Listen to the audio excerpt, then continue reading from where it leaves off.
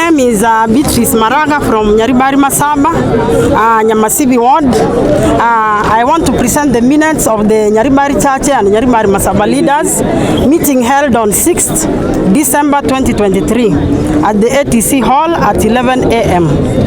Members present, leaders from Nyaribari Church, number 2, leaders from Nyaribari Masaba. Agenda 1, unity of purpose for our Nyaribari community. Number 2, we have 2032 and going forward focus. Minute number 1, the meeting was brought to order after members were registered with a lot of order from the gate point and they settled in the hall. The meeting started with a word of prayer and introductions were done according to different categories. For example, the church elders, professionals and politicians and etc. Minute number 2, the purpose of the meeting was introduced by the chair, that is Atika of the community, that is Melzedek Atika, so as to allow the ball to set rolling.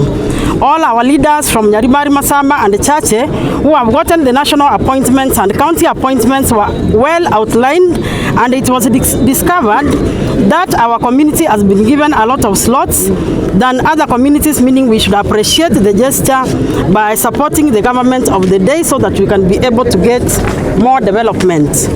Minute 03, it was agreed that we should support the current regime for 10 years so that we can be able to build our community for 2032 purposes.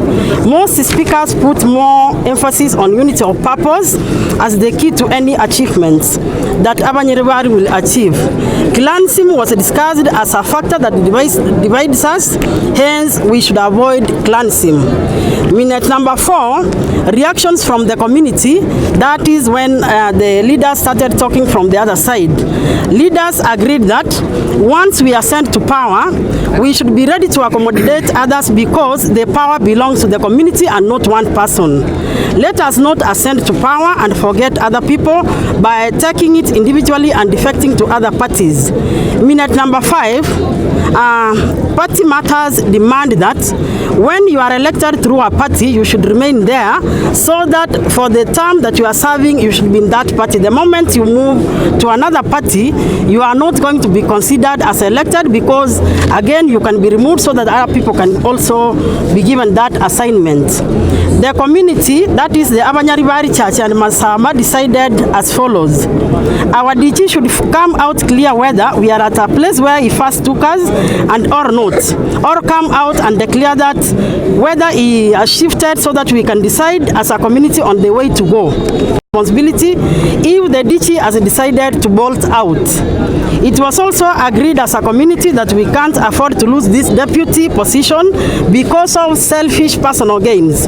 So we cannot allow one person to waste our community, and we have served for quite a long time, and yet our community is a very big community. Yes. Yes. It was also agreed that power is with the people. We are the people who voted in the governor and Monda, and it is the electorate that can decide, not an individual to decide for the community or on behalf of the community.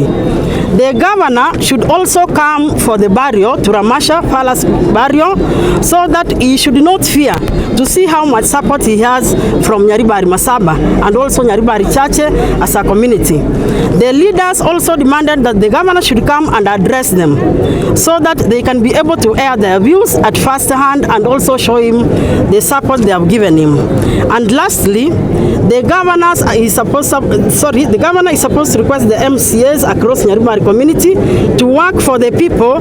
For example, the Masimba ward really complained because they are not getting anything because of the deviancy of the MCA. So all our MCAs who were elected, we want them to work hand in hand with the nominated MCAs so that they can assist the electorate. Yeah. That is all that the community decided.